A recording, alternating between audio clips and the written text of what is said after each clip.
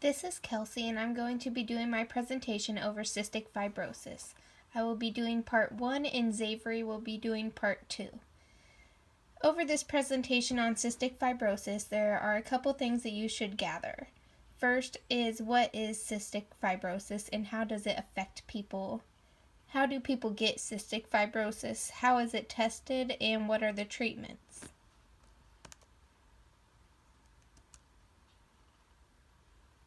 Cystic fibrosis is a genetic disease in which a defective gene causes a thick and sticky buildup of mucus in the lungs, pancreas, and other organs. The two most common affected organs are the lungs and the pancreas.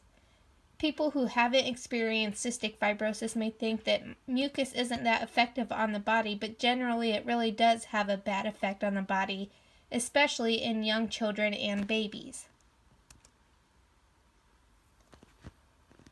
The respiratory system.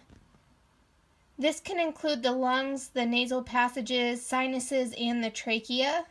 Mucus in the respiratory system clogs the airways. It can also trap bacteria, which leads to infections. Infections can lead to lung damage, and lung damage can lead to respiratory failure. So again, all that mucus buildup in the respiratory system traps bacteria and causes tons of infections, and this constant infection leads to lung damage, and the lung damage leads to respiratory failure. Lung damage can also cause lack of oxygen the body is receiving. Here are a couple of pictures. The top left is pictures of an airway. And on that airway wall is a thin layer of mucus. That left picture is a healthy looking airway. The right picture is an airway with thick mucus that's blocking the airway with mucus, and there's blood in the mucus, and it looks inflamed. The right picture is a set of lungs, two sets of lungs. On the left, you can see those bronchial tubes are white. They're looking unobstructed or clear or open. On the right, they're more inflamed, more closed. Looks a little more painful because they're blocked by that mucus.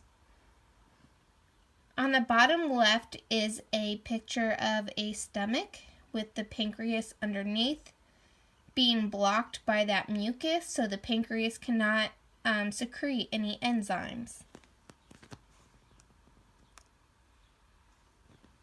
The digestive system. When we think of the digestive system, we think of chewing food, swallowing food down our esophagus, the food entering our stomachs, and enzymes breaking down that food so our body can absorb nutrients. But we never really think about how important the pancreas's role is in the digestive system. The pancreas secretes enzymes which break down food and allow nutrients to be absorbed into the bloodstream. When mucus is surrounding that pancreas, it cannot excrete the necessary enzymes needed for the breakdown of food. In the reproductive system, people with cystic fibrosis do not experience issues with intercourse, but do experience issues with fertility. About 95% of men and 20% of women with cystic fibrosis are infertile. Women that experience it have mucus blocking their uterus, so sperm can't enter it. And men experience blockage of the tube that carries sperm to the testicles. Looking at the genetic side of it, people wonder, how do you get cystic fibrosis? People with cystic fibrosis have inherited 2 copies of the defective gene for cystic fibrosis.